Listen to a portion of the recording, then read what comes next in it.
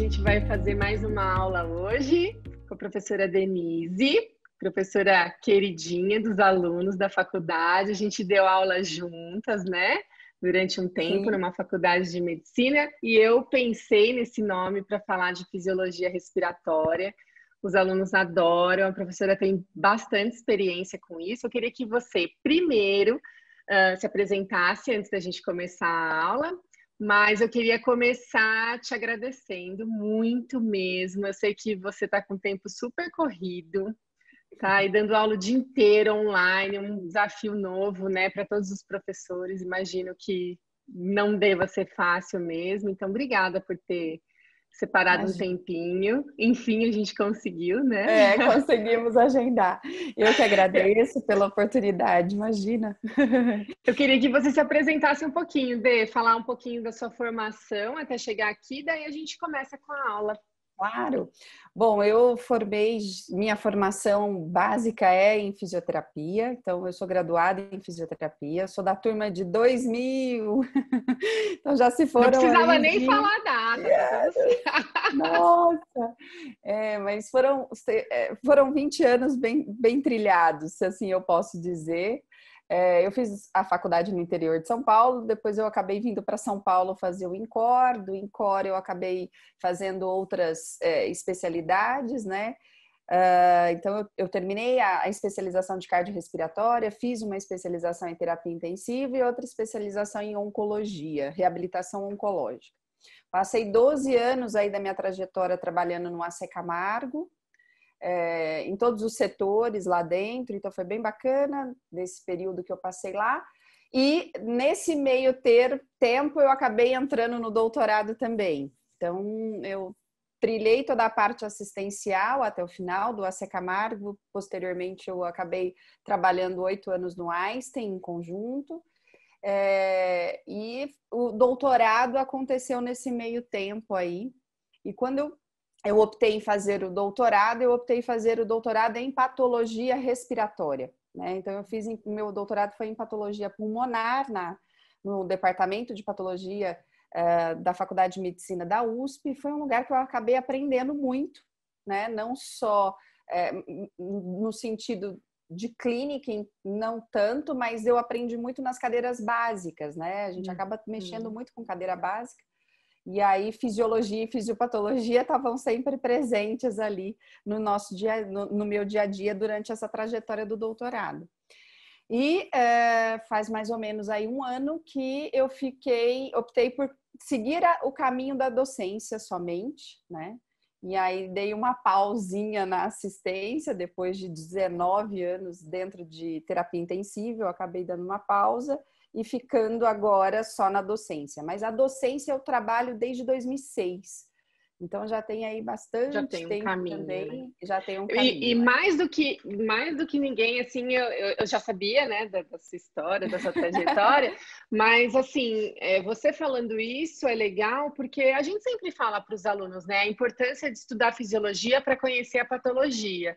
Sim, E você reconhece isso, né? Porque não tem sim. como você aprender sobre uma doença, aprender de fato, né? Não decorar ou não ficar desesperado com aquilo sem saber a fisiologia, não dá. Não Né? E dá. quando você sabe fisiologia, é uma base muito boa para você entender É, quando não funciona, né? Você sabe que eu brinco com os alunos que a fisiologia, no momento que você está beira-leito mesmo, com o paciente ali do seu lado, se você sabe fisiologia, você pode até não saber o que ele tem, mas você vai saber o que fazer por ele. Né? A Covid veio ensinar muito isso para gente. A Covid era uma doença completamente desconhecida, né? E aí os primeiros passos foram exatamente baseando-se naquilo que ela mostrava de alterado dentro do fisiologia normal. Né? E Perfeito. aí as coisas hoje está muito melhor, ainda falta muito para descobrir dela, mas já está muito melhor do que foi no passado. Né? E a patologia, a lâmina também é essencial. Então, às vezes, os alunos brigam, né, com as cadeiras básicas, com a isto, mas é de fato o que traz a doença, o Exatamente. que traz Exatamente. a possibilidade do diagnóstico e tratamento. Isso é Perfeito. fato. E aqui hoje a gente vai falar então sobre fisiologia respiratória, né? Eu sei que Sim. você separou uns slides e aí fica à vontade, a gente vai conversando, você vai mostrando aí a sua aula e eu vou perguntando se eu tiver dúvida aqui. Combinado. Vamos lá, vou dividir minha tela com vocês. Tá bom. E aí, fique à vontade para uma grande conversa, porque você também é uma mega professora nesse assunto que eu sei. Vamos lá. Ai, deixa eu ver aqui. Pronto. Bom, já coloquei uma conversa mesmo. Fisiologia respiratória é assunto para muitas aulas, enfim. Eu vou tentar fazer um apanhado daquilo que eu acredito que seja um dos principais pontos, né?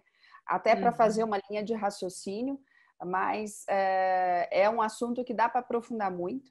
E uma vez que a gente entende, a gente consegue compreender melhor os desfechos das doenças respiratórias, que são tão importantes aí, principalmente nessa fase sazonal do nosso país, de mudança climática, enfim, vírus novos e tudo mais que está vindo pela frente. Eu acabei optando por trazer, né, esse slide para lembrar que a via aérea, a fisiologia respiratória, ela depende de toda a nossa via aérea, né, anatomicamente falando, né, tanto as doenças de via aérea superior quanto as doenças de via aérea inferior afetam de fato a fisiologia normal do nosso sistema. Então, dentro do normal, entender que o nariz tem o papel dele na umidificação, no aquecimento desse ar que vai ter que alcançar esse alvéolo. A cavidade nasal fazendo parte desse papel. A faringe e a laringe, né, como órgãos ali, principalmente a faringe, um órgão que se divide em dois sistemas, tanto respiratório quanto digestório. Então, o papel dela ali é fundamental na proteção desse sistema respiratório, né? Tanto nariz, cavidade nasal, faringe, acaba sendo a porta de entrada e a proteção para a nossa via aérea, entre filtração, aquecimento, umidificação e impedimento mesmo do alimento ir para a traqueia e não para o esôfago. E aí, adentrando, né? Laringe, traqueia, brônquios e pulmões, né? Como as vias aéreas inferiores. Então, ter essa noção dessa divisão, que às vezes alguns autores até acabam se dividindo aí em que parte é inferior, em que parte é superior. Independente disso, a gente precisa entender que esse conjunto de anatomia é de extrema importância. Mesmo porque quando a gente fala em via aérea de condução, começa aí desde o nariz até os nossos brônquios finais, né? Para justamente carrear esse ar até os nossos alvéolos. E levar em consideração, de fato, a anatomia da nossa traqueia, da nossa laringe, traqueia e brônquios, que é uma anatomia que propicia determinadas situações, adequa-se a outras, né? Por exemplo, a traqueia, o fundo da traqueia não é de anéis cartilaginosos, é um fundo que é mais maleável quando a gente acaba comparando com a parte anterior, o que permite ela ficar encostada no esôfago e aí permitir o bolo alimentar de passar sem ter tanto atrito, sem ter dor, e enfim, isso, a peristalse, né, esofágica acontecer sem interferir no movimento respiratório da traqueia também. Então, eles entram em harmonia por conta dessa alteração anatômica que a gente já nasce com ela, enfim, que a gente já vem com ela. E levar aí em consideração e chamar a atenção mesmo para a anatomia, principalmente dos brônquios, tanto o principal direito quanto o principal esquerdo, né? Esse brônquio direito aqui, ele é sapeca para alguns cenários de broncoaspiração, porque ele acaba sendo anatomicamente bem mais curtinho quando a gente compara com o principal esquerdo. O principal esquerdo, ele é bem mais longo. Acaba sendo bem mais gordinho, né? Ele é mais roliço quando a gente compara com o da esquerda. Isso, qualquer corpo estranho numa criança pode alcançar esse lobo inferior, ou mesmo qualquer broncoaspiração de alimento, né? Sangue, enfim, num trauma grave, acaba podendo chegar aí facilmente por essa anatomia mais verticalizada, mais calibrosa e mais encurtada comparado ao esquerdo, que é mais longo, menos calibroso e mais oblíquo. Tá? Acho que isso é um ponto que vale aí ressaltar aqui dentro da fisiologia. E o mocinho da novela, né? Que são os bronquíolos terminais respiratórios, enfim, com o alvéolo de fato, que é onde a gente tem a principal função do nosso sistema respiratório, que é a capacidade de troca gasosa. Então, essa foto que mostra esse conglomerado de alvéolo vindo desse bronquíolo terminal e respiratório, cheio de capilar ao redor, mostra exatamente a sua função, né? Para que ele veio, justamente para que ele consiga fazer essa troca gasosa com excelência, na maior área possível de contato, né? Dentro de um pulmão, dentro do tórax do ser humano. Lembrando que se a gente esticar, né, se a gente pudesse esticar todos os alvéolos, eles dariam quase que numa dimensão de uma quadra de tênis. Então, esse conglomerado que é feita a nossa árvore brônquica, ela é desenvolvida dessa forma justamente para permitir uma maior área possível para a troca gasosa no momento da função desse pulmão. E aí, falando de função, para entender fisiologia, a principal é a troca gasosa, mas a gente também não pode esquecer que o pulmão aí vem metabolizar vários compostos, principalmente, né, e até medicações, se a gente for parar para pensar, como o Propofol, por exemplo, que é um sedativo, ele acaba sendo metabolizado pelo pulmão. Metabolizações, né, de alteração, enfim, de enzimas e tudo mais que passam pelo pulmão e ele acaba fazendo esse papel de auxiliar no nosso organismo. A gente pode lembrar do sistema renina-angiotensina-aldosterona, que ele também está envolvido. Então, é uma função dele. A filtração de materiais indesejáveis, e aí eu chamo a atenção daquela via aérea de condução, né? Principalmente o nosso nariz. O nosso nariz é a porta de entrada do nosso pulmão, e ele tá ali não é à toa, né? E aí, quando a gente pensa, por exemplo, em vários pacientes que acabam ficando entubados, enfim, que perdem essa possibilidade do ar passar pelo nariz, a gente perde também uma grande função do sistema respiratório, que é a de filtração. E aí você expõe mais esse pulmão do ponto de vista de infecção e vários agentes que podem acometê-lo. Vale lembrar, eu sempre falo isso, de que o pulmão é um órgão que fica em contato com o meio ambiente, né?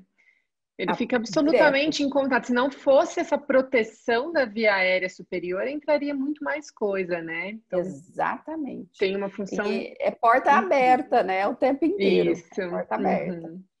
Tanto é que quando você tem uma infecção de via aérea superior, a chance de você ter uma inferior é muito grande, porque é como se você tirasse essa porta. Você tira essa função de proteção. Função de proteção. E um grande reservatório de sangue, né?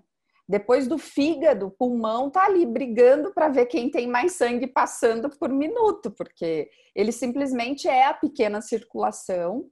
E ele, enfim, é lindo de ver essa função do pulmão, mas quando a gente pensa na doença, ele é um dos porta de entrada também do ponto de vista de metástase hematológica, né? Tanto fígado quanto pulmão, eles estão ali sempre brigando por conta disso. Então, essas 4 funções são, acho que, as principais que eu poderia citar aqui, pensando na fisiologia ventilatória e respiratória, e que, de fato, fazem total diferença para o nosso corpo. E aí agora, falando, né, da função principal mesmo, que é a de troca gasosa, a troca gasosa a gente entende do ponto de vista científico com a palavra hematose, tá? Então a definição de troca gasosa, acho que é bacana deixar isso claro, porque às vezes o aluno vê as duas coisas e acha que são cenários diferentes. Mas não, hematose significa a troca gasosa, e ela é dependente de 3 principais pontos, né? A diferença de pressão parcial de oxigênio, a gente vai ver isso. Sempre os fluidos do nosso corpo, ele é regido pela lei que é de onde tem mais, vai para onde tem menos. Então, tanto fluidos de gases quanto fluidos líquidos corporais, essa é a grande lei que rege o nosso organismo. E essa diferença é essencial, tá? Para que eu consiga fazer que um oxigênio que esteja dentro do alvéolo consiga passar para o capilar, ele tem que ter mais dentro do alvéolo do que no capilar. De onde tem mais, vai para onde tem menos. E o contrário é verdadeiro, né? Em relação ao CO2, ele só consegue sair do capilar para o meu alvéolo.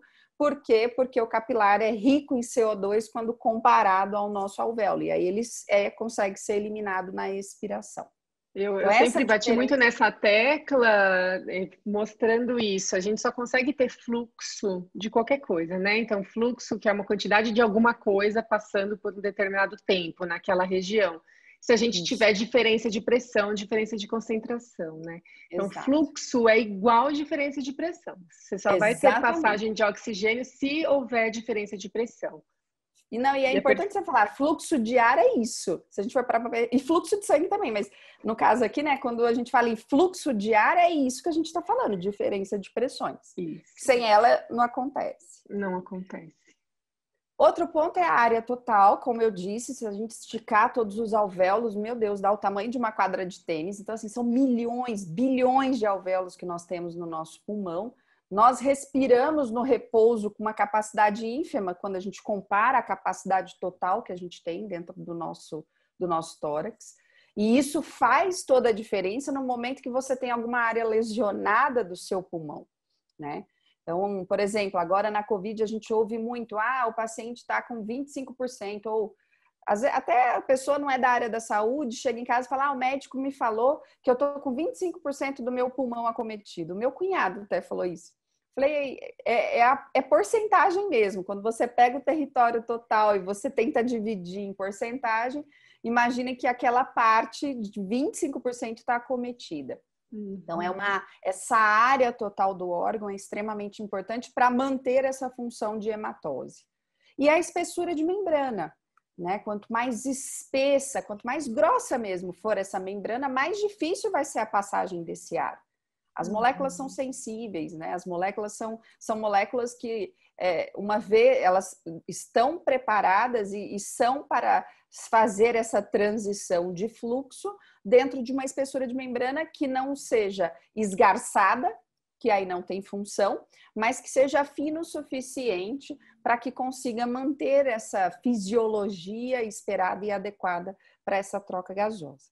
E aqui a gente está falando, então, a espessura da membrana alvéolo capilar, né? Que é onde de Isso, fato boa. acontece a hematose. Perfeito, Pra... isso. E é a espessura de membrana alvéolo capilar, e quando, né, a gente fecha o raciocínio de área total por espessura de membrana, então quanto maior a área, melhor a troca, e quanto menor a espessura, melhor a troca, a gente fala da famosa lei de Fick, né? Que rege aí toda a hematose do ponto de vista de área e espessura e diferenças de pressões parciais de oxigênio, de gases em geral, né? Oxigênio e gás carbônico aqui. Tá? Então, essa função principal mesmo do nosso pulmão. Digamos que o pulmão nasceu para fazer hematose. Bom, eu posso ter tudo aquilo que a gente já conversou aqui, via aérea superior, via aérea inferior, alvéolo saudável, tudo lindo, maravilhoso, ar entrando, né, de alguma forma, mas se eu não tiver músculo, eu posso até ter um ar sendo jogado dentro do meu alvéolo através de algum equipamento, que se eu não tiver músculo, eu não vou conseguir fazer a minha caixa torácica se movimentar e eu não vou conseguir fazer com que a função do meu pulmão aconteça.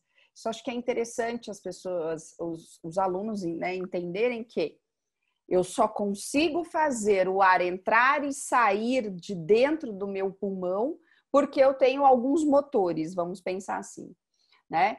Primeiro, as diferenças de pressões, atmosférica, alveolar e pleural, que a gente vai conversar um pouquinho mais adiante.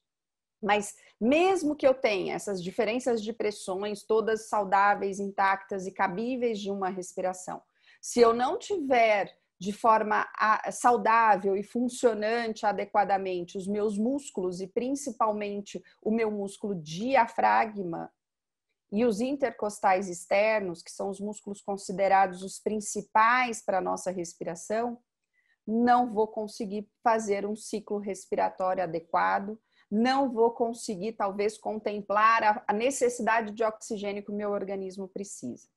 Então, Mesmo aí, porque, aí entra também o que a gente acabou de falar, né? Que se você não tiver musculatura, você não consegue gerar diferença de pressão. Isso, que você vai exatamente. mostrar mais para frente, como você falou, pressões pleurais, enfim, alveolares, mas se você não tiver músculo, você não gera essa diferença de pressão. Você não faz uma respiração com pressão negativa, que é o que o sistema respiratório consegue exatamente. fazer, né? Então, isso é Exato. importante, né? A gente frisar mesmo. Porque você pode ter tudo intacto. Se não tem músculo, não tem respiração. Não gera Né? diferença de pressão. Não gera. E tá aí os pacientes neuromusculares para ensinar isso para gente. E os principais na inspiração são, de fato, intercostais externos e o diafragma. Esses são os motores, os grandes motores, os incansáveis do nosso organismo, vamos pensar assim. Para um diafragma fadigar e um intercostal externo fadigar, precisa de muito trabalho respiratório. E, além deles, a gente ainda tem e pode lançar mão dentro de uma inspiração forçada, enfim, uma necessidade por conta de desconforto respiratório, ou até não no desconforto, mas numa necessidade de esforço, como se você estivesse fazendo um exercício físico, por exemplo, os músculos acessórios da respiração. E aí aqui eu chamo a atenção para principalmente dois, que é o esternocleidomastóide, que é na região da cervical do nosso pescoço, e o grupo dos escalenos, né? Que eles vão auxiliar aí, elevando a nossa caixa torácica, tanto externo quanto costela, auxiliando de forma linda os principais, que são os intercostais externos e o diafragma. A nossa expiração é passiva. Por que ela é passiva? Porque a gente tem a diferença de pressão. Se eu não tivesse diferença de pressão, eu não conseguiria fazer esse movimento passivo na maior parte das vezes que a gente respira. Num cenário onde eu tenho a ativação da minha respiração por esforço ou por desconforto, existem músculos esses que auxiliam também na nossa expiração, tá? Então, do mesmo jeito que eu tenho os acessórios na INS, digamos que a gente teria também esses acessórios, entre aspas, da expiração, que na verdade são músculos que são ativados quando você precisa de uma expiração ativa em si, uma respiração mais ativa, onde você precisa forçar mais a saída desse ar em um momento de esforço ou desconforto. E aí esses músculos seriam quais? Os intercostais internos, agora internos e não externos, os abdominais, tá? Então, reto abdominal, os oblíquos, eles auxiliam aí nesse movimento da expiração forçada. Tanto que quando você observa uma pessoa com crise asmática ou mesmo um paciente com uma bronquite, uma enfisema, você percebe que às vezes eles até curvam o corpo na tentativa de ajudar aí, do ponto de vista mecânico, o esvaziamento desse pulmão, tá? Para respirar melhor, literalmente, tá bom? Bom, lembramos então um pouco da anatomia, falamos da função, lembramos do músculo. Outro detalhe que a gente precisa compreender e vale a pena a gente conversar é como esse alvéolo fica aberto o tempo inteiro para que a gente consiga ventilar de forma adequada. Dentro do nosso pulmão, a gente não gosta, não queremos nem alvéolos colabados, totalmente fechados, nem alvéolos preenchidos, que é preenchido de catarro, preenchido de sangue, preenchido de qualquer líquido que não tenha que estar ali, a não ser o ar. Então, a gente não quer isso. E, ao mesmo tempo, a gente não quer aquele alvéolo extremamente armado, né?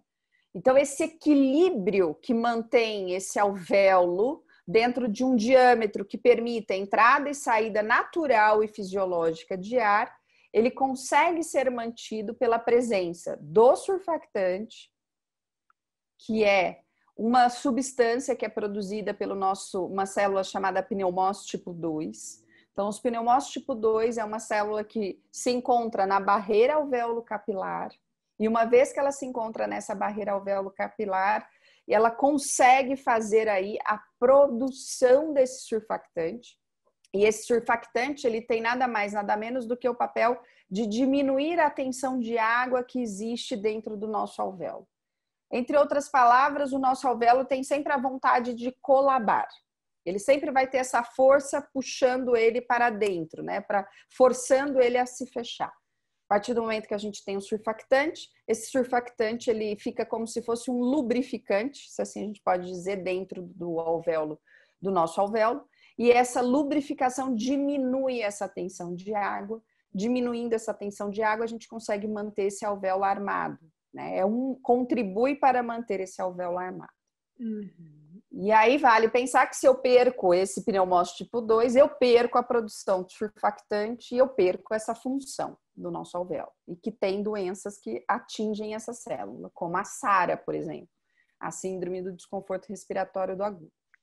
Mas a presença do surfactante ela é essencial. Talvez alguns alunos até perguntem, né, Isa, que nas crianças a gente consegue administrar surfactante vindo da farmácia, né, da indústria farmacêutica, exógeno.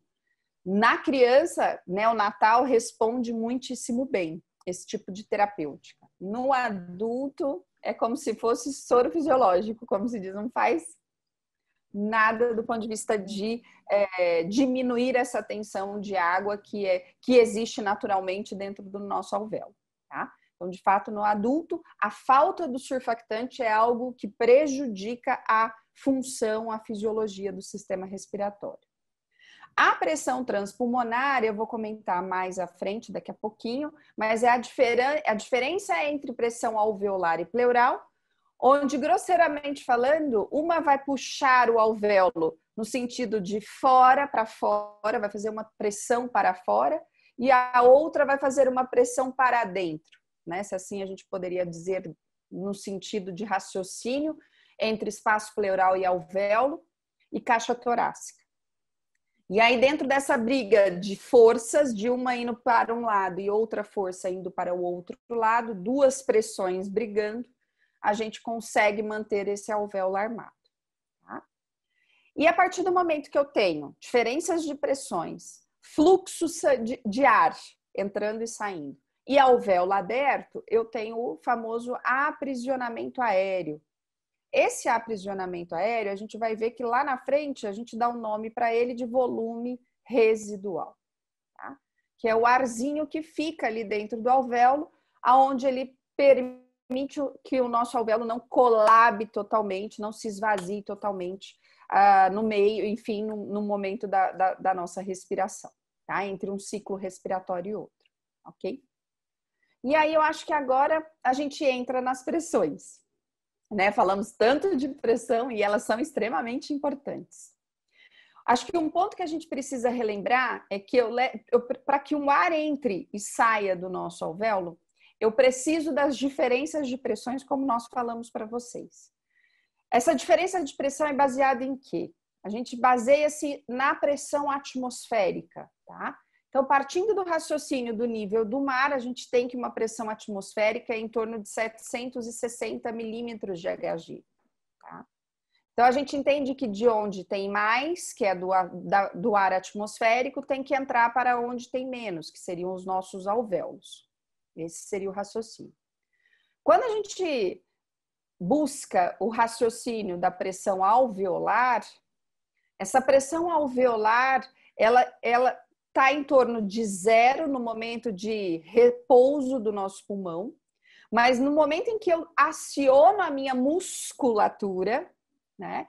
Eu acionando a contração do meu músculo diafragma, tanto a minha pressão alveolar quanto a minha pressão intrapleural, entendendo que pressão alveolar é a pressão que está dentro do meu alvéolo e pressão intrapleural é a pressão que está no espaço entre as duas pleuras, visceral e parietal.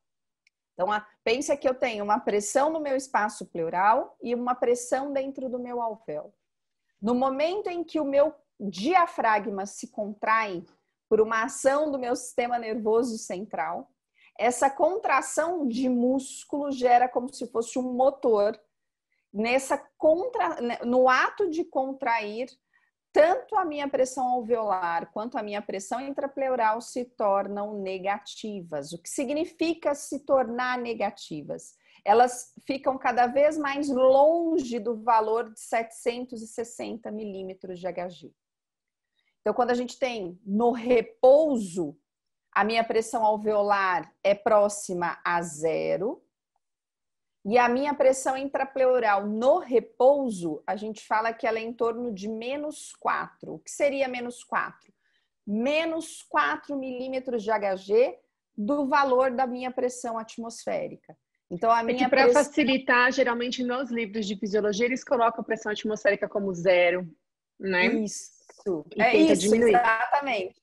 E só uma Exatamente. Pra não... coisinha que eu acho que também é importante a gente pontuar aqui é que talvez para algumas pessoas fique ainda nessa, o que é essa coisa de 760? Então, a pressão atmosférica é a pressão total de todos os gases que a gente respira, né? Então, tem lá a pressão Perfeito. parcial de cada um dos gases, então tem pressão parcial do oxigênio, do CO2, que é pouquinho, do nitrogênio, que é gigante, mas não, né, não consegue atravessar tanto a barreira ali.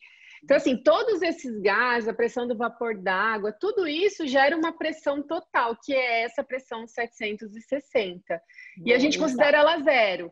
E aí, conforme a musculatura contrai, a caixa torácica tende a expandir, o pulmão tende a colabar, porque essa é a natureza dele, essas duas forças opostas geram uma pressão intrapleural cada vez menor, né? Como se fosse um Exatamente. vácuo, né? E aí, por isso que a gente conta Exato. ela como negativa. Como negativo, Perfeito. exatamente, perfeito. Que aí é igual a zero. E aí a gente pode já passar, Isa, para esse gráfico que acho que fica mais ilustrativo ainda para eles, né? Que é a pressão pleural, se a gente for observar, ela que é a do espaço intrapleural, ela que está em torno de -4 comparada à atmosférica. No momento em que eu faço a contração na inspiração, ela chega a praticamente -7, -8. Né, em média. Então, ela que é negativa, ela se negativa ainda mais.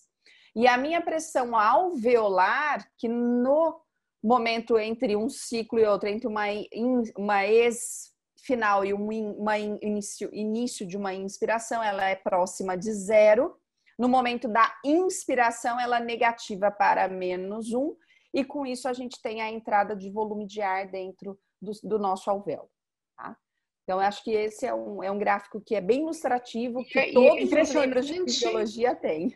E é impressionante como uma pequena alteração de pressão já é capaz de fazer um fluxo gigante de ar, né? Que é, na verdade, é o que a gente Exatamente. precisa, né? Uma alteração de 2 centímetros de água, 2 milímetros de mercúrio, já é capaz de fazer o ar entrar ou sair. É.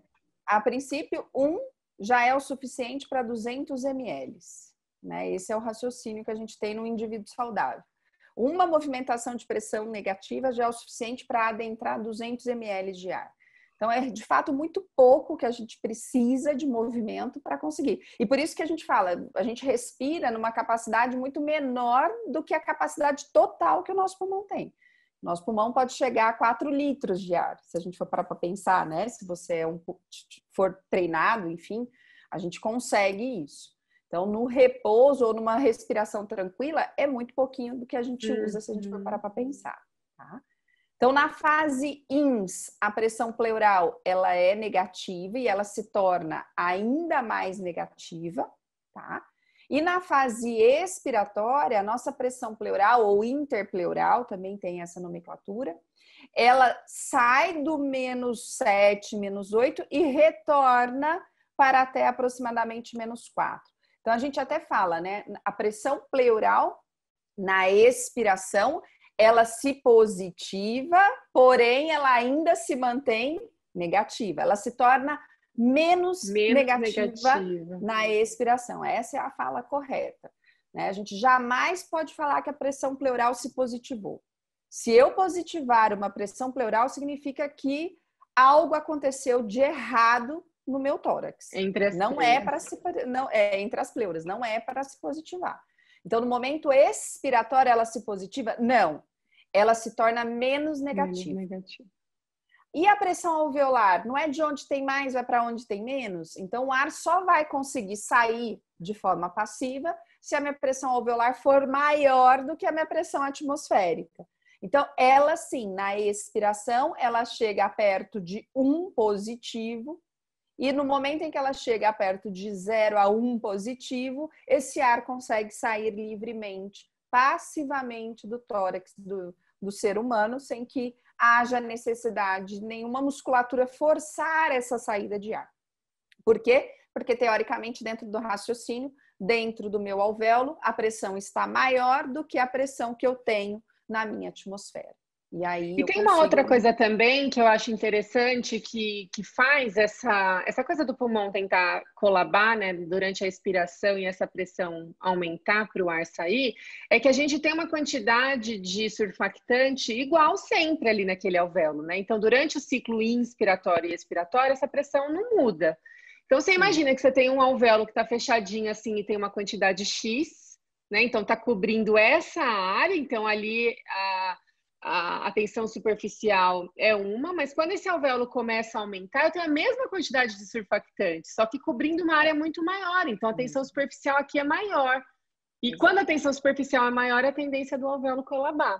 Então, quando o alvéolo está Naturalmente. aberto, uma das coisas que faz o pulmão voltar, uma das forças, né, que faz o pulmão voltar, é que aumenta a tensão superficial num alvéolo que está aberto, né, mais aberto. Perfeito.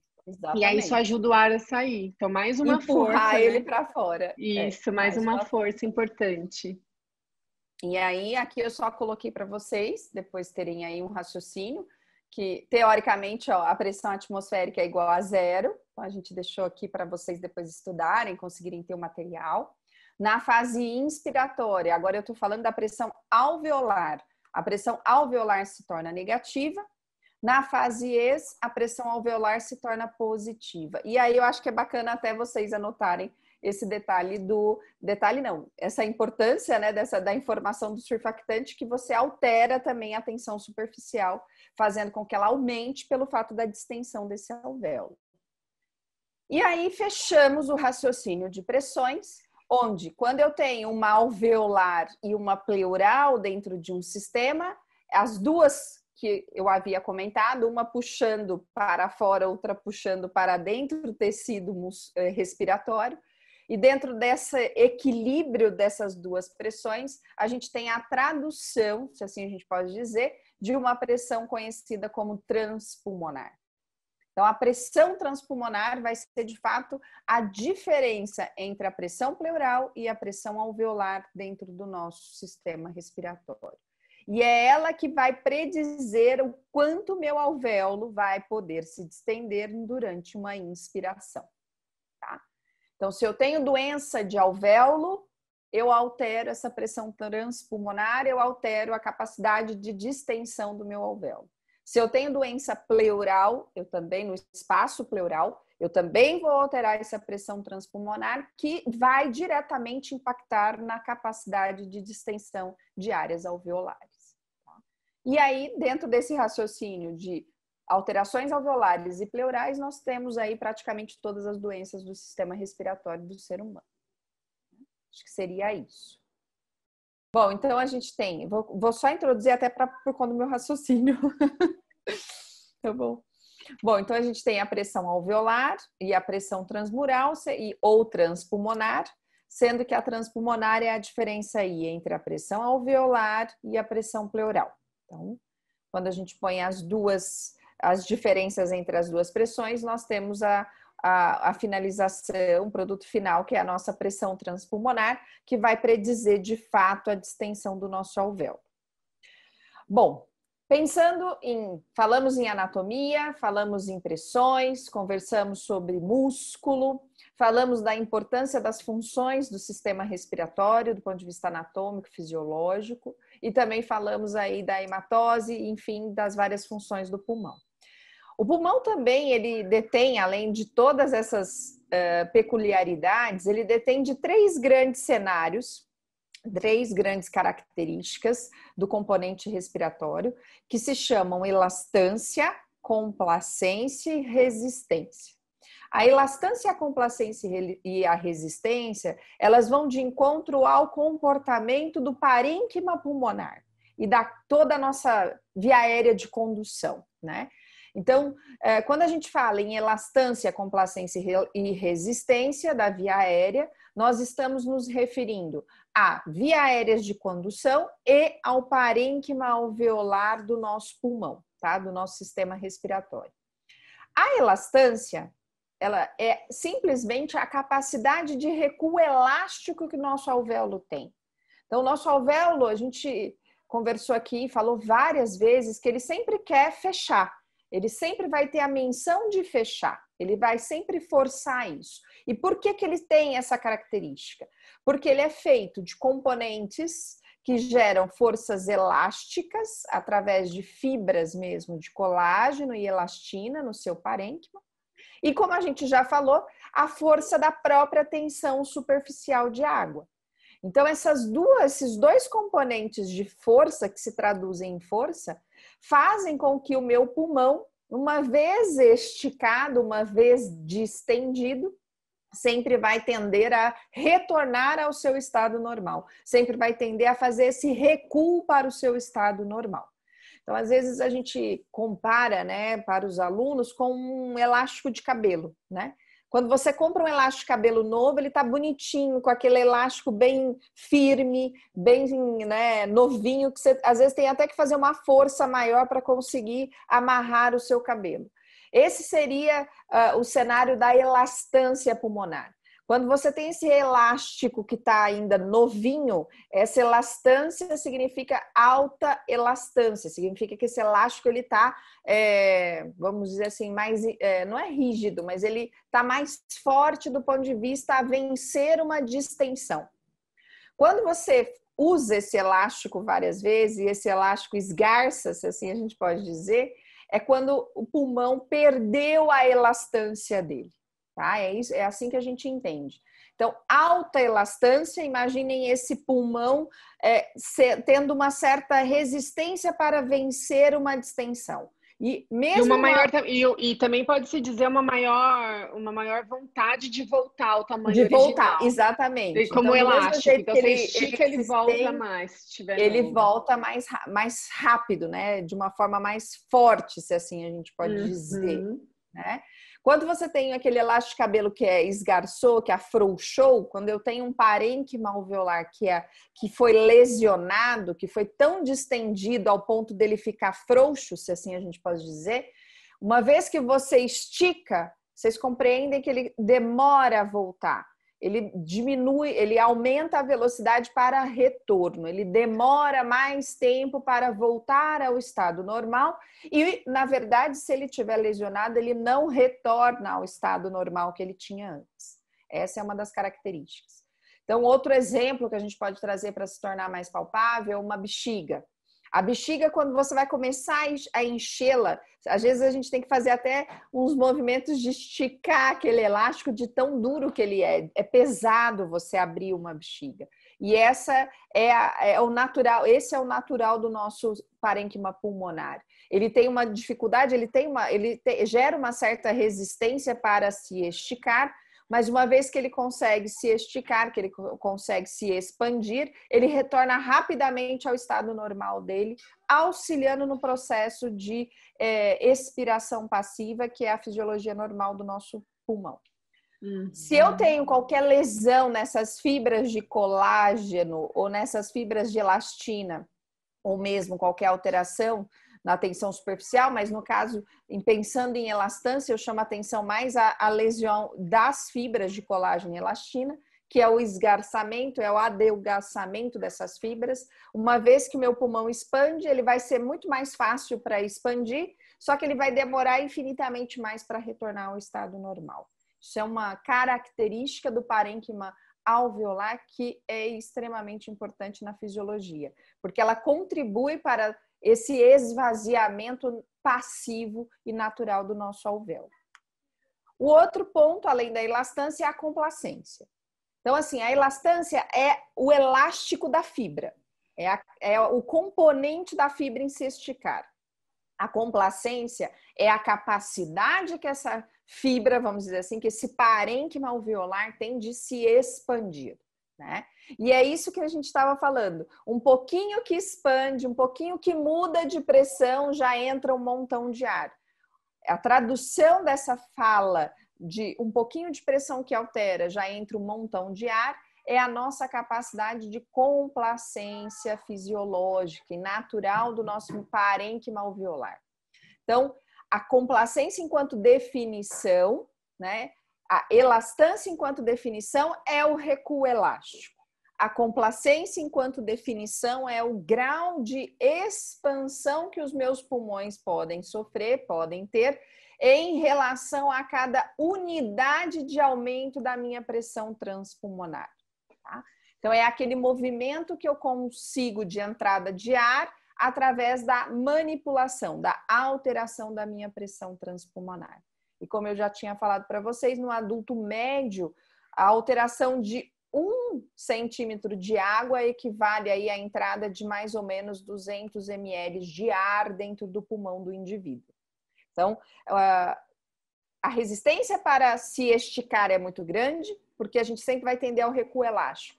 Mas eu também não preciso de grandes expansibilidades para eu poder respirar num ritmo tranquilo, tá? Então, isso vai de encontro à fisiologia, né? De menos gasto energético e de maior capacidade de troca gasosa dentro desse cenário que é tido como normal de entrada e saída de ar do nosso pulmão através das oscilações das pressões, tá? Então, 1 centímetrozinho de água é o suficiente aí para expandir mais ou menos uns 200 ml. Então, complacência e elastância tem a ver com parênquima de alvéolo. E entendam, quanto maior a minha complacência, sempre menor vai ser a minha elastância. Quanto menor a minha complacência, maior vai ser a minha elastância. E elas são inversamente proporcionais. O que significa? Maior elastância significa aquele elástico frouxo. Tá? É isso, né, Isa? Me ajuda a raciocinar. Maior elastância, isso. Né? Quanto maior a elastância, menor a complacência. Quanto menor a elastância, maior a nossa complacência. Isso. Acho que o mais interessante para a gente deixar, porque às vezes os termos eles ficam meio embaralhados, isso, né? Até a gente. Eu entendo. É que assim, a gente tem que pensar que o pulmão tem a tendência sempre a colabar. Por quê? Então, se você voltar um slide, a gente vê aqui que a elastância, na verdade, é a capacidade que o pulmão tem, ou qualquer corpo tem, de voltar ao seu tamanho original, depois Exato. Que uma força foi aplicada a ele. Né? Que é assim que tem essa definição. Então, se você aplica Exato. Uma força ao pulmão, respira, ele tem a tendência de colabar de volta. Uma das coisas é aquilo que a gente acabou de falar até do surfactante, né? Que aumenta a tensão superficial, o alvéolo tende a voltar. Então, isso é elastância. A elastância maior é quando o alvéolo tá lá bonitinho, tem toda a capacidade, todos os componentes elásticos perfeitos, ele quer retornar. Pulmão, ele quer retornar. Isso é ótimo, né? Então tem lá uma quantidade de coisas que são responsáveis pela elastância. Exato. A complacência é exatamente o contrário quando a gente pensa que você está aplicando uma força e o pulmão ele tem que se deixar levar. Né? Então, o pulmão muito duro, ele não tem complacência. Exatamente. Você pode aplicar uma força você pode aplicar uma força muito grande ele e ele não vai. Mas se ele tiver uma complacência adequada, e a complacência, nesse caso, sim, é o oposto, né, da elastância, é que você vai colocar uma força pequenininha e ele vai abrir. E o pulmão é isso, né? Então, ele tem uma boa complacência e uma boa elastância. Não dá para ter pouca coisa de um, pouco do outro. Porque isso tudo gera uma doença, né? Gera doenças que impedem o fluxo de entrar, outras que impedem de sair, enfim. Mas tá certo, a gente chegou isso mesmo. Eu queria explicar de uma forma mais clara. Perfeito. Perfeito, vamos lá. E aí traz o conceito da esterese, que aí fecha o conceito da esterese, que é exatamente a capacidade do pulmão inflar e se encher de ar e retornar ao estado inicial, a deflação, né? Que a gente então, fala. Tudo isso aí é elastância e é complacência. Complacência, exatamente. E aí você gera volume, por quê? Porque você consegue fazer essa capacidade de expansão e retornar ao estado inicial. E aí, para fechar, vem a resistência, né? Então, complacência e elastância tem a ver com parênquima alveolar, resistência tem a ver com via aérea de condução, tá? Então, é aí a diferença, né, de pressão necessária para manter um determinado fluxo através de um sistema. Então, como é que esse ar vai entrar e passar por toda a nossa via aérea de condução? Né? Então, quando a gente leva em consideração a passagem desse ar pela minha via aérea de condução, eu estou levando em consideração a velocidade desse fluxo aéreo, todo o comprimento, né, dessa minha via aérea de condução, e aí eu peço para os alunos prestarem atenção na pessoa que é brevilínea, na pessoa que é longilínea, na diferença da criança com o adulto. né? Então, mesmo dentro dos adultos, né? Você ventilar ou trabalhar, enfim, no tratamento de uma pessoa de 1,50 m é completamente diferente de uma pessoa de 1,90 m. Isso influencia muito, Tem né? que levar em consideração, porque você pode ter sim mais resistência nas pessoas mais longilíneas. E principalmente a viscosidade, a densidade desse gás inalado, né? Então, aí todos os casos de óbito pós-incêndio para mostrar que a viscosidade do ar inalado é algo extremamente importante para a vida, para manter a adequada resistência da via aérea no indivíduo, no ser humano. Então, quanto maior for a viscosidade, maior a resistência difícil, também, né? A passagem é mais difícil. Mais difícil é desse ar alcançar o nosso alvéolo. Né? Dentro de um quadro de incêndio, por exemplo, o paciente morre muito mais, a pessoa morre muito mais de asfixia por falta, tanto que a gente abaixa para fugir daquela fumaça, justamente, né? Para você conseguir respirar. Se você ficar na fumaça, você não consegue respirar pela viscosidade, pelo peso, entre aspas, que esse ar tem, que não entra na via aérea. E, propriamente dito, o diâmetro, né? A gente tem aí na nossa via aérea traqueia, brônquio principal, lobar, segmentar, terminais respiratórios, elas vão diminuindo esse diâmetro. E quanto menor o diâmetro da minha via aérea, maior a resistência de passagem de ar. Isso naturalmente. Quando a gente pensa aí num quadro de obstrução por secreção ou, enfim, obstrução por um corpo estranho, numa via aérea de maior calibre, você vai ter um aumento de resistência. Ou se você tem um quadro de asma, que o músculo liso da via aérea contraiu, você vai ter diminuição da luz daquela via aérea, você vai ter aumento da resistência dessa via aérea também. Agora, o pulmão é tão incrível, né? E aí volta naquela primeira coisa que você falou lá, a quantidade de alvéolos que a gente tem, que é uma quantidade imensa, né? De vias aéreas de pequeno calibre. E Isso. Aí a gente tem que pensar que ali a resistência é muito baixa, né? Daí isso pode gerar uma confusão. Por quê? Porque a gente está pensando numa área total de secção transversa, né? Se eu pegar só a traqueia ou só um brônquio, a área de secção transversa é isso aqui.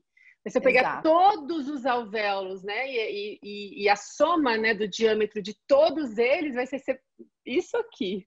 Então a resistência lá embaixo é muito menor do que a resistência numa via aérea de maior calibre. Se você pensar em uma via aérea pequenininha, a resistência é maior, mas a gente pensar na secção transversa inteira, né? Na área total, né? Se você juntasse todos os alvéolos, pensa que o ar está indo numa única mangueira.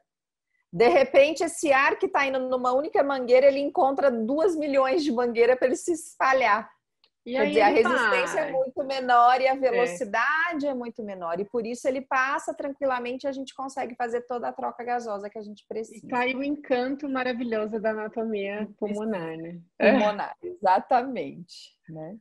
E aí é aqui, esse slide clássico do nosso grande professor West. Esse é a cara do West. Mostrando exatamente isso que a gente falou. Apesar da gente ter diâmetros diferentes dos alvéolos, né? Os alvéolos do ápice, eles têm um diâmetro em unidade alveolar muito maior do que o alvéolo da base, quando você pensa em um alvéolo. Mas quando você pensa na topografia de um pulmão, quando você faz a proporção de quantidade de unidades alveolares por região pulmonar, o ápice é uma região que tem muito menos alvéolo, né, comparado à quantidade de alvéolo que a gente tem na base.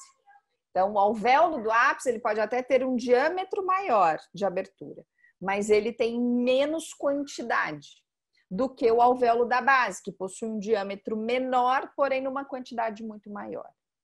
E um outro detalhe importante. O alvéolo do ápice, ele tem um diâmetro maior, então entenda, é como se ele já tivesse aberto. O alvéolo da base, ele tem um diâmetro menor, mas uma capacidade de complacência, de distensão muito grande, né?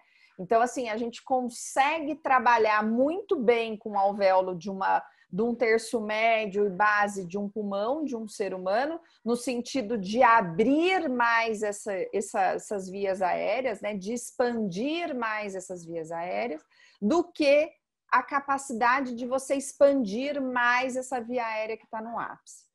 Então, Então, no e normal, ventilação é isso, né? A quantidade de ar que você consegue colocar dentro do alvéolo. Esse alvéolo, como já tem muito, ou ele já está no tamanho maior, ele não consegue receber muito ar, né? Por muito isso que mais. diz que a ventilação é menor nas regiões não dependentes, na região do ápice, Isso, por exemplo. na região do ápice. É exatamente esse o ponto. Às vezes as pessoas confundem muito, mas o ápice, o alvéolo não é maior? O alvéolo ele pode ser maior, mas quando você compara a capacidade dessa entrada de ar, pensando em ventilação, ele tem muito menos quando comparado ao da base desse pulmão. Então, a base é onde a gente consegue ventilar de fato, né? Anatomicamente, ele só é maior, mas quando você pensa na função, ele não contempla como E ele já está os mais alvéolos da base. preenchido com ar por ser maior também, né? Então cabe menos ar, né? Que você tem que trocar o ar. Não adianta ter muito ar lá, porque tem muito CO2 lá, né? Então, para Exato, é o ar ventilar, sujo, né? é um ar sujo. Então, para ventilar, você precisa ter um alvéolo que tenha capacidade de se expandir, né? Para o ar entrar. Acho que um exemplo que a gente pode trazer, porque é a gente comparar numa respiração tranquila, a gente respira muito mais aqui com o nosso ápice. Porque quer queira, quer não, se eu tenho uma região que é mais aberta, também é mais fácil do ar ir ali quando você não faz esforço. Então, a gente respira muito mais com o nosso ápice. Mas quando eu preciso fazer uma respiração profunda e encher de fato o meu pulmão, não é o ápice que vai aumentar ainda mais do que ele já está. É a minha base. Você Né? Aí recruta outras regiões, né? Isso, você recruta todo o terço médio e base aí do seu pulmão, porque é ali que a gente tem a grande capacidade da ventilação pulmonar. Perfeito. E quando a gente pensa em sangue, é a ação da gravidade, né, gente? O sangue também acumula mais na base. A gente tem esse grande, né, acúmulo de pressão, maior fluxo sanguíneo na base do nosso pulmão, quando comparado ao maior fluxo sanguíneo do ápice pulmonar. Então, a tendência, entre aspas, é escorrer mesmo, né? Então, a região da terço médio inferior do nosso pulmão, ela passa aí muito mais sangue. Então, quando você Até junta... porque, né, daí quando você tem um alvéolo muito aberto, a pressão dele também tá fazendo uma pressão ali nos vasinhos, né? Sim, exato. Ele estica o capilar que está ao redor daquele alvéolo, Então né? E impede, aí né, o aquele fluxo capilar ali. diminui a próprio diâmetro daquele capilar, diminuindo o fluxo de ar, contribuindo para diminuir o fluxo sanguíneo daquela região. E aí, e o que não é o que acontece na base. E aí, quando você junta melhor capacidade de ventilação, recrutamento de área e melhor circulação, você tem o mundo ideal aí da troca gasosa e da relação ventilação-perfusão, que a gente vai comentar já já. Acho que esse é um slide que fecha bem esse raciocínio das ventilações. Quando eu penso em ventilação, então, a gente chega nesse produto final, que é o quê? A capacidade de um volume corrente, né, que é a descrição da espirometria, que são os nossos volumes e capacidades pulmonares. Uma vez que eu tenho tudo isso que a gente conversou desde o começo até aqui, de forma saudável e funcionante, nós conseguimos ter um volume corrente, que é esse volume que a gente respira normalmente. Se você quer fazer uma respiração esforçada, encher mais o pulmão de ar, a gente tem uma capacidade de um volume de reserva inspiratório, que é esse que a gente pode chegar aí até 5,5 litros, dependendo do nadadores, mergulhadores, conseguem desenvolver isso muito bem. E se você também tentar forçar a saída do seu ar, mesmo sendo um ser humano saudável, você consegue. Lembra que fica aquele volume, né? Aquele aprisionamento aéreo, né? Dentro do nosso alvéolo. A gente consegue ainda ter um volume de reserva e mesmo você forçando com toda a força da face da Terra para soltar o ar, você não consegue fechar ele totalmente. Ainda sobra um tiquinho de ar lá dentro, que é conhecido como volume residual.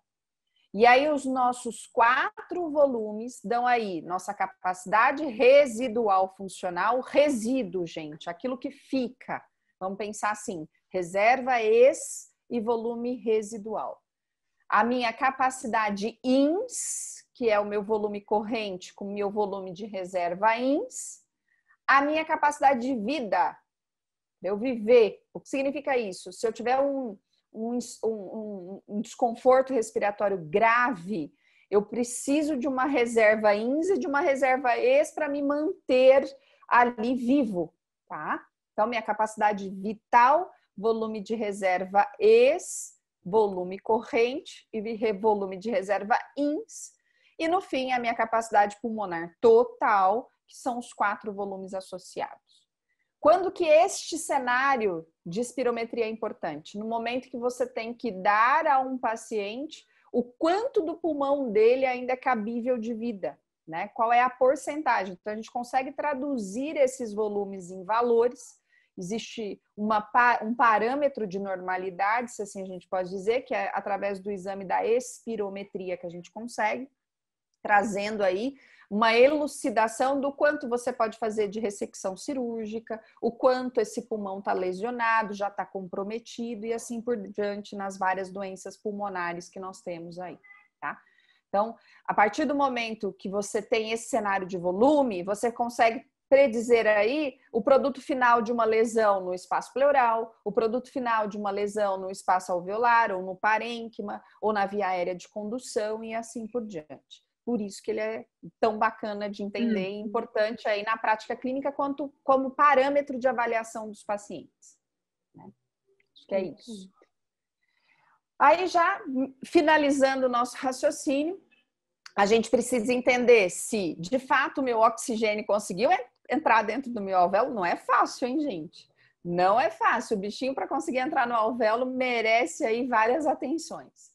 Uma vez que ele consegue entrar no alvéolo, não chegou para a função dele, não. Ele tem que ter a capacidade de passar para o capilar. Quando passa para o capilar, esse oxigênio tem todo um caminho ainda aí dentro da fisiologia cardiovascular para conseguir alcançar a mitocôndria lá dentro da célula e fazer o papel não só de troca gasosa, mas também de troca sistêmica, troca tecidual, né? Então, quando você une este cenário de capacidade do ar entrar no seu alvéolo até o ponto da capacidade dele alcançar o teu tecido mais periférico e trazer vida para o seu corpo, a gente fala que esse cenário é o que a gente tem de concentração de oxigênio no nosso sangue. O quanto a gente tem de oxigênio, capacidade arterial de oxigênio disponível dentro do nosso organismo para a nossa de demanda de oxigênio que o nosso organismo tem, tá? Então, quando você olha esse cenário do quanto de oxigênio o meu corpo tem disponível no meu sangue, circulando, sendo transportado, chegando até o meu tecido, o quanto esse tecido precisa para utilização, né? Qual é a demanda desse meu sistema? Sistema renal, sistema digestório, sistema hepático, sistema nervoso central, pele, enfim, músculo. Quando o meu sangue passa em todos os sistemas, né? Ele está equilibrado. A capacidade arterial de oxigênio que o meu corpo tem vai de encontro à demanda que o meu corpo precisa? Né? É isso que é o grande produto final da função do nosso sistema respiratório, unindo aí com o raciocínio do nosso sistema cardiovascular. E é daí que a gente vai conseguir compreender que o meu sangue vai entrar, e o meu ar, perdão, vai entrar em torno aí de 160 milímetros de Hg, que está no ar ambiente de oxigênio, a minha pressão de oxigênio no ar ambiente é em torno de 160. A partir do momento que alcanço o meu alvéolo, chega em torno de 100, 104, mas a gente tem uma média de 100. E o meu CO2 é em torno de 40 dentro desse cenário de alvéolo rico em oxigênio. A partir do momento que eu tenho um sangue venoso, quer dizer, todo o transporte aconteceu, cada sistema pegou a quantidade de oxigênio que queria, foi eliminando o gás carbônico do ciclo de Krebs, da respiração daquela célula, e aí no retorno venoso para a pequena circulação, eu tenho meu oxigênio nesse sangue venoso numa pressão de 40 e meu CO2 numa pressão de 45. Então, de 45, meu CO2 de onde tem mais vai para onde tem menos, que é 40 no meu alvéolo, e eu consigo exalar esse CO2. E o meu oxigênio, que consegue entrar numa pressão de 100 milímetros de Hg, encontra um capilar com uma pressão de 40. De onde tem mais, consegue entrar para onde tem menos. E esse ciclo vai e se repete a cada minuto, a cada respiração, dentro dos nossos, a cada respiração e a cada batida de coração, que os dois ali, ó, não se separam de jeito Exatamente. nenhum. E aí, lembrando que isso se mantém o tempo todo, exatamente porque eu sempre vou dar uma puxadinha aqui, né, da minha sardinha para o sistema cardiovascular, mas isso só acontece porque existe fluxo de sangue, né? Sangue Se a gente passando. pensar, o sangue está sempre passando no mesmo sentido. E aí, É. aquela hemoglobina, ela vai estar sempre, a que está ali naquele microambiente, vai estar sempre rica em CO2 e sempre pobre em oxigênio. Então, isso não tem fim, né? Porque aquela hemoglobina que saturou com oxigênio já foi embora. E chegou uma outra que está pobre, chegou uma outra que está pobre. E esse ciclo é assim que vai. E assim funciona e a Enquanto vida houver é vida. necessária. Enquanto houver vida, esse ciclo vai acontecer se Deus quiser. E aí a gente tem as relações, né? Ventilação-perfusão, que é de fato, eu preciso ter um alvéolo que passe ar, que entre ar, e que esse alvéolo tenha um capilar ao redor que passe sangue. Uma vez que eu tenho alvéolo que entre ar e que passa sangue, eu tenho a nossa relação ventilação-perfusão. Essa relação ventilação-perfusão, a Isa mesmo comentou com a gente. No caso de um alvéolo mais distendido, eu tenho um capilar de menor diâmetro. Então, pense comigo, a ventilação no meu ápice vai ser maior do que a minha perfusão, quando eu penso na comparação de vento entrando e sangue passando. Quando eu penso na minha base pulmonar, eu tenho muito sangue, mas muito sangue quando eu comparo com a quantidade de ar chegando naqueles alvéolos. Então, a minha perfusão acaba sendo maior do que a minha ventilação. E o terço médio aí, que é a famosa zona 2 de West, é quando a gente tem o equilíbrio, né? Ou a gente busca o equilíbrio de áreas ventiladas e áreas perfundidas para você ter uma adequada ventilação-perfusão. E aí a gente chega neste gráficozinho. A gente vê muito também nos livros de fisiologia, mostrando nada mais, nada menos do que cenários assim, onde eu tenho, né, muita ventilação, aqui, nesse cenário que a relação é igual a 10, e menos sangue passando, ou cenários de dificuldades ventilatórias, menor ventilação, seja qualquer for o motivo, com maior quantidade de sangue passando, que seria igual a 0,1 ou próxima de zero, e o cenário perfeito, que seria o equilíbrio da ventilação e da perfusão, que é igual a 1. Doenças patológicas, cenários patológicos pode chegar ao ponto de abolir a ventilação por completo e passar só o sangue, ter só sangue passando, tá bom?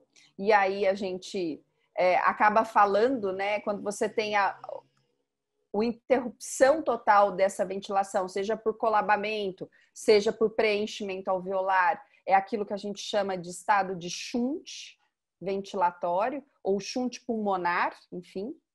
E quando você tem um cenário onde eu tenho muito ar chegando, mas eu tenho bloqueio, obstrução daquele sangue naquela região, daquele alvéolo, ou uma diminuição significativa da perfusão do sangue naquele alvéolo, a gente tem aquilo que a gente chama de espaço morto pulmonar, tá? Então, entre outras palavras, ventilação, perfusão gira em torno disso. Equilíbrio de áreas ventiladas e áreas perfundidas, que é o mundo ideal para que haja uma boa troca gasosa. Acho que é isso, né, Isa? Perfeito, é isso mesmo. E de nada adiantaria tudo isso, gente, se não tivesse o controle do sistema nervoso central. E eu não vou puxar sardinha aqui, mas vocês já sabem a importância desse sistema, né? De nada adiantaria se nós não tivéssemos as nossas aferências pulmonares, aferências extrapulmonares, levando informação aí lá no nosso centro de controle da nossa respiração, lá principalmente na região do centro pneumotáxico, apnêutico, enfim. E também muito menos se nós não tivéssemos o quimioreceptor central para dedurar aí toda a concentração de CO2 e H+, através da leitura do nosso pH no líquor cerebral, acrescido das informações que chegam até o nosso sistema nervoso central pelo nosso quimiorreceptor periférico, né? Pensando que o quimiorreceptor periférico só vai ser sensível, de fato, a controlar a nossa respiração em termos de informação quando o nosso oxigênio arterial estiver abaixo de 60 milímetros de Hg. Então, é isso. Você pode ter toda a via aérea, todo o sistema respiratório saudável, intacto, músculo e tudo mais. Se você tem uma lesão de tronco encefálico, por exemplo, você não consegue fazer aí o controle da respiração. Então aí, né, os traumas raquimedulares, para mostrar para a gente, é uma lesão mais baixa, mas enfim, impede essa informação de chegar até o sistema nervoso, até o sistema respiratório, quando essa lesão é muito alta, de C1, C2, C3. E lesões mesmo, isquêmicas ou neoplásicas em região de tronco encefálico. Eu acho que o mais importante também é a gente lembrar que existe uma dependência, né, do sistema respiratório mesmo pelo CO2 para essa leitura, comunicação, né? Essa leitura do cérebro, né? Então, como é que o cérebro controla o quanto a gente respira? Porque pode ser um processo consciente, né? Então, eu quis respirar e acabou, mas ele normalmente é um processo automático, né? A gente não precisa pensar, e quando a gente dorme, a gente não está pensando. Inclusive, existe uma síndrome, chama síndrome de Ondini, ou síndrome da hipoventilação congênita. Foi essa síndrome que gerou a curiosidade desses estudos, né, com o quimiorreceptor central. Então, apesar do CO2 existir, né, no ar inalado, uma quantidade muito pequena, lá dentro mesmo, o sistema respiratório, ele comanda tudo, né? Quem comanda os ciclos ventilatórios é o CO2, a quantidade de CO2. De íons H+, né? Porque o CO2 se associa, desassocia, sim, enfim, sim. O pH muda conforme a gente tem mais ou menos CO2. Mas é o CO2 que mostra para o nosso cérebro quando a gente tem que respirar, quando a gente tem que diminuir a frequência. Isso Exato. Aí é capítulo para uma aula inteira, né? Porque mais uma e olha, várias. Mas é complexo. É complexo, mas é lindo de se ver, né? O cérebro a todo momento vai manter o equilíbrio dos gases no nosso sangue arterial. E ele faz isso por quê? Porque é vida para o nosso sistema. Se a gente não tem esse equilíbrio, os nossos demais todos os sistemas não funcionam. Exatamente. Da forma que deveria. Então, é por isso que ele é tão importante. Maravilha. E eu acho que a gente conseguiu fazer um belo apanhado de fisiologia respiratória. Caramba! Porque não é fácil, né? Imagina só falar de fisiologia respiratória em tão pouco tempo. Mas Exato. Você conseguiu brilhantemente. Muito obrigada. Tenho certeza que os alunos vão adorar. Ficou muito, muito, muito claro. Mesmo. Eu quero te agradecer. A jogadinha é boa, hein? A jogada é boa, hein? A jogadinha é boa, né? É para isso que a gente está aqui, né? A gente teve essa ideia de fazer esses vídeos, né, para essa semana da fisiologia. E você há de concordar comigo, né? Porque você também estudou muito tempo em faculdades públicas, né? Fez a sua pós-graduação, enfim, todo o conhecimento também veio de instituições públicas, né? Sim. E nossa maior motivação no CFisiol é tentar devolver, né, para a sociedade ou entregar um pouco para a sociedade tudo aquilo que foi investido na gente, que a gente escutou muito isso durante a nossa formação depois da graduação, né? Que muita gente acha que as universidades públicas não são acessíveis, mas é porque não existe um conhecimento, né, acerca disso. Então, o que a gente está tentando fazer aqui é dar para o aluno, mostrar para a sociedade o que foi investido na gente, né, devolver um pouco. E eu acho que a gente está conseguindo fazer isso. E eu acho incrível que todas as pessoas que a gente pensa assim topam fazer as aulas. Eu, se fosse aluna, eu ia mais. Eu já amei sendo professora. Você imagina sendo aluna, eu ficar aqui, ó. Ainda bem que a aula vai ficar gravada para mim. Eu amei. Muito obrigada, viu, Dê? Ter disponibilizado o seu tempo aí depois de um dia inteiro de aula com seus filhos. Foi incrível, maravilhoso. Só te agradecer mesmo. E aí, já vou te convidar para uma live já. Você Tá bom. espera meu convite. Obrigada, Combinado. viu? Um beijo. Beijo, obrigada.